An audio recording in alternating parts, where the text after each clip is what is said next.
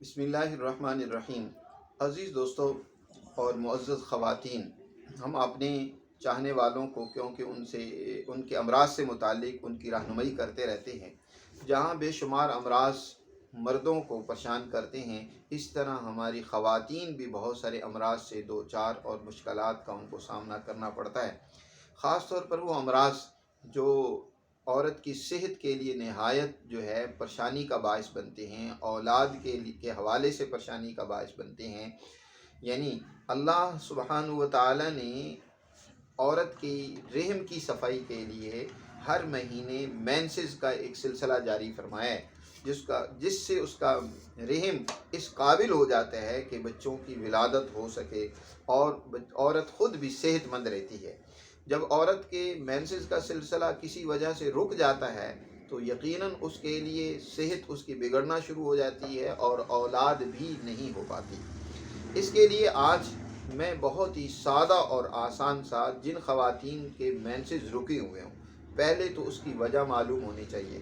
بس اوقات تو رحم کے اندر رسولیاں ہوتی ہیں، انشاءاللہ ہم اپنی کسی ویڈیو میں اس پر تفصیلی گفتگو کریں گے، اور بس اوقات پانی کی تھیلیاں بن جاتی ہیں، اس پر بھی بات کریں گے۔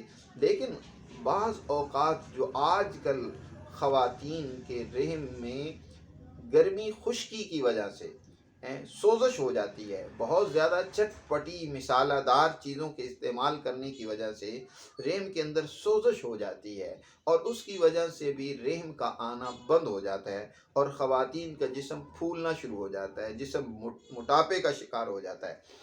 تو اس کے لیے بہت ہی سادہ اور آسان سا ایک نسخہ اور علاج میں اپنی ناظرین اور اپنی خواتین ماؤں بہنوں کی خدمت میں پیش کرتا ہوں۔ اس کو آپ استعمال کریں گی انشاءاللہ بفضل تعالی، چند دن کے مسلسل استعمال سے آپ کو اس تکلیف سے ضرور چھٹکارا ملے گا۔ آپ نے 4 چیزیں لے لینی ہیں۔ آپ نے زیرہ سفید لے لینا ہے، سنڈ زنجبیل یا سنڈ وہ لے لینی ہے، اور آپ نے گل سرخ یعنی گلاب کے پھول وہ آپ نے لے لینے ہیں، اور ریوند خطائی۔ یہ 4 چیزیں آپ لے کر ان کا برابر وزن لے کر ان کا باریک صفوف بنا لیں، اور 1 چمچ صبح اور 1 چمچ شام کو آپ نے عرق مکو کے ساتھ استعمال کرنا ہے۔ چند دن کے مسلسل استعمال سے انشاءاللہ رحم کی سوزش ختم ہو جائے گی اور مینسز کا سلسلہ باقاعدہ شروع ہو جائے گا۔ میری آخر میں ریکویسٹ بھی ہے کہ آپ میرے چینل کو ضرور سبسکرائب کریں اور میری ہر ویڈیو اپنے چاہنے والوں تک بھی شیئر کر دیا کریں۔ بہت شکریہ۔